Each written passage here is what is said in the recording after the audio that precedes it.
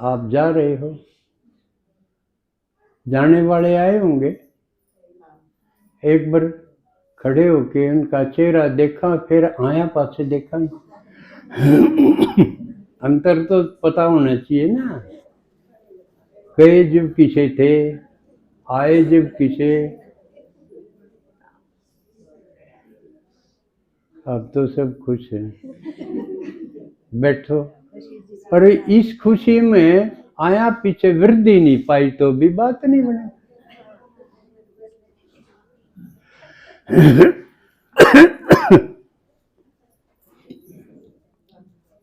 तो आपने मनन तो किया ही होगा भाई, हम मधुबन क्यों जा रहे। लक्ष्य तो होता ही है ना, हर कर्म का लक्ष्य होता है, ये काम मैं क्यों कर रहा हूं।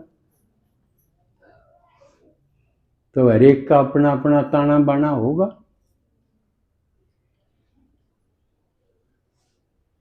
तो एक तो सबका होएगा, हम बाबा से मिलने जा रहे हैं। जो पहली बार जा रहे हैं उनकी अलग, उनके संकल्प कैसा होगा। हूँ तो गीत में वो कैसा होगा जिसकी तस्वीर ऐसी। लेकिन अब तो यूं कमांगे वो कैसा होगा जिसकी बात इसी। क्योंकि बात तो हम जाए तो पहले, मिलन तो पहले भी सुनना। मुरली सुनते हैं, प्रदर्शनी में सुनते हैं, कि भगवान ये कहता है, ये कहता है, ये कहता है। क्या कहता है जो पहले सुनिए नहीं, जो सुनी थी उनने हटावे। ये भी झूठ, ये भी झूठ। कल्प लाखों साल का, ये भी झूठ। एक आत्मा 84 लाख योनियम भटकेगी, या भी झूठ। सब झूठ। सच कौन, सच कौन, एक सच है, तेरा नाम एक साचा, दूजा ना कोई। सत्यम शिवम। तो उस सच्चे शिव के से मिलने के लिए जा रहे हैं, ये छोटी बात नहीं। सबसे बड़े से बड़ी बात ये। कल मैं मोबाइल में देख रहा था, आजकल गीता महोत्सव मनाया जा रहा है 7 तारीख से सब जगह।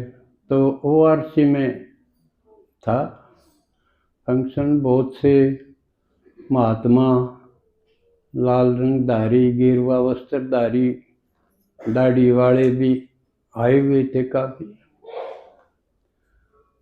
और उनको भी बोलने का मौका था। और अपने भाई बहन तो ये और कर ही रहे थे अरेंज। तो क्या कमाल, क्या दक्षे बहनें बोल रही थी। पहली बार इतना दक्षे मैंने बोलते हुए सुना इतने सालों में। बाबा कितनी बार मुरलियों में कहता है, बस गीता का भगवान कौन है, इसके ऊपर अगर आप सिद्ध कर दोगे कि कृष्ण नहीं है, कृष्ण तो गीता सुन के बना है, गीता पुत्र है, गीतापति तो शिव है, बोलता मैं हूं, और मेरे बदले नाम डाल दिया कृष्ण का। तो ये चीज ठीक कर दोगे तो सारे शास्त्र ठीक हो जाएंगे। या जिनकी बुद्धि शास्त्रों में फंसी हुई है वो निकला होगी, बाप की सुनेंगे। तो इतने सालों से इतने खुले बोलना हिम्मत नहीं थी, लेकिन कल देखा बड़ी एक से एक बढ़कर कन्याएं, माताएं इतने अच्छे अच्छे श्लोक बोल रही थी। बाबा ने क्या कमाल कर दिया, जिनको पढ़ने की भी इजाजत नहीं थी शास्त्रों को, वो कितना बोल रही थी, मंडलेश्वरों को निरुत्तर कर रही थी। एक मंडलेश्वर था गणेशानंद, उसने बड़ी तीखी बोली कि भाई इनको महिलाओं को गीता का क्या पता, जिसने तत्व ज्ञान को नहीं समझा उन्होंने गीता का जिक्र नहीं करना चाहिए। और सही माने में सुनना हो समझना हो गीता का तो महाराज जी से महात्माओं से सुनना चाहिए। इस प्रकार का बोल दिया उसने। तो उस बहन जी ने क्या तरीके से उसको उधेड़ा है, कमाल की बात थी। और फिर ब्रजमोहन भाई ने इतने मीठे मीठे ढंग से उनको धो दिया। और भगवान का ये खेल समझा दिया कि जिनको महात्माओं ने तिरस्कार कर दिया कि नार नरक की खान, आज उन्हीं के सर पे कलश है। भगवान उन्हीं के द्वारा इस पुरानी गली सड़ी दुनिया को बदल रहा है। ये कमाल है। चैलेंज के साथ कह दिया कि आप कोई 10 घर तो बताओ जो आपने अपने ज्ञान से ठीक किए हो, निर्विकार किए हों, खुश किए हों, आध्यात्म के मार्ग पर चलाए हों। कोई 10 तो यहाँ 10 लाख परिवार। तो इतने अच्छे ढंग से आप भी सुनते रहा करो, इस प्रकार की बातें हो। आजकल सुविधा है हर जगह पहुंच पाना मुश्किल है। कभी लंदन में, कभी अमेरिका, कहीं कहाँ होते रहते, कभी रशिया में। जो अपना तो बड़ा परिवार है।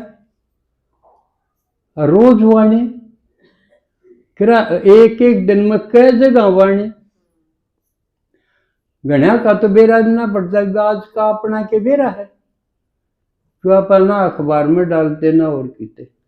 ईद कुछ दिन से आप इसमें फोन पे तो डालने लगे। अपनी सारी क्लासेज हैं, लेकिन गजब की बात है अपनी माताएं हैं वो चलाना कौन सीख रही।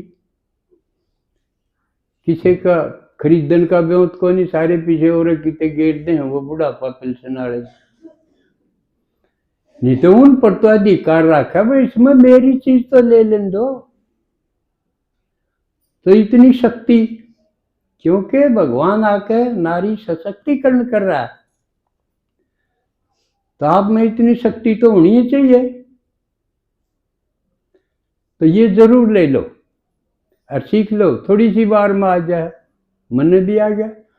नहीं तो बडेरे बडेरे आदमी नु सोचते हैं मन क्या वही चलाना, यूं तो और बढ़िया है। इसमें कोई पढ़ना लिखना तो ये तांगड़ी मारा तो चले कोई धक्का लाना नहीं, सिर्फ आंगली लाना थे। वह सच्ची बात हो रही। आंगली तो भाई पर्वत उठ गया, एक आंगली लानी, इसका भी एक आंगली लानी। उसका आपको घर बैठे गीत मिलेंगे, क्लास मिलेंगी, अपनी मिलेंगी, सबकी मिलेंगी। कितनी वंडरफुल चीज है। तो ये साधन है ही आपके लिए।